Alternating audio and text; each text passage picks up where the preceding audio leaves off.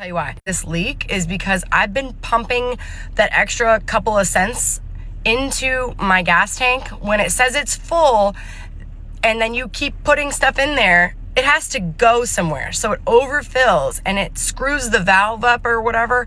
I don't really know. That gas goes into...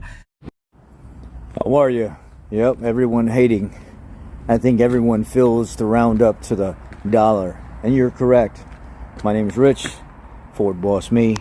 I am the co-owner of Brighton Automotive. I am a dealer trained technician, still work with the dealer from time to time, and I also work with Ford Corporate from time to time as well when they need my help, if they need help. And you are correct.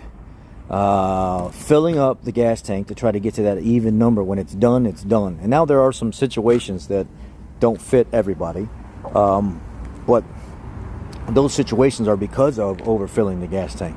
Let me explain. If you continually overfill the gas tank over and over and over again, and you're trying to get to this even number, that gas tank is full. There's supposed to be a layer of air on the top for expansion, contraction, stuff like that. There's actually a rollover valve and stuff like that. A lot of guys with the diesel trucks say, oh, you can't overfill the diesels because they ain't got no emission system. Yeah, but you can actually screw up the rollover valve and stuff on that as well by continually overfilling even the diesel stuff. Guys have had that problem. What ends up happening is that fuel has to go somewhere. So if it doesn't backfill out the top where you're putting it in, it will go down the vent line and it will actually get into the charcoal canister. And once it gets into the charcoal canister, it will mess up the desiccant and everything that's inside that material, and stuff will then end up in the valves and the intake manifold. It can do all kinds of damage that people don't realize. Okay, let's say you hang up a vent valve. You start getting evap codes and stuff like that. It's going to cost you diagnostics. It's going to cost you price of a vent valve, the price of the vent valve to be replaced. Let's say the vent valve doesn't get affected, but the purge valve does get affected.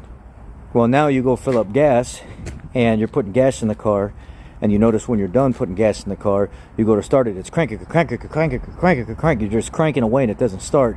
And then a little bit later, after cranking for a while, it does start. Well, because you overfilling the tank all the time has got raw fuel down into that desiccant. Raw fuel and desiccant end up through the line. Little particles end up in the purge valve. And now the purge valve is damaged. Now you've got yourself a running rough condition, misfire codes, a purge valve that's damaged, a evap canister that has to be replaced, and all because you're trying to hit this extra 40 cents, this extra 10 cents, this extra even number that you really don't have the ability to do without damaging something over and over and over again. So a lot of people say, well, my vehicle doesn't take fuel without clicking off all the way anyway. I could put like 3 gallons in my car sometimes and it clicks off and I know it's empty. I know it can fill more. That's because damage has probably already been done to the system from you doing it previously, and now something inside that evap system is causing it to shut off early because there's damage done. Something can't vent properly so it can actually breathe. The fuel can get down in there and it backs up the filler tube, ends up inside the nozzle, and then there's a ball like a vacuum or like a diaphragm mechanism that comes up and it closes and it shuts the tank off, or it shuts the pump off.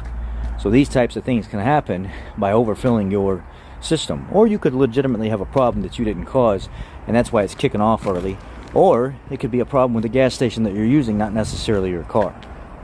I hope this helps and clears up some things and leaves the discussion open for further what ifs. Anybody in the comment section wants more clarification, please ask.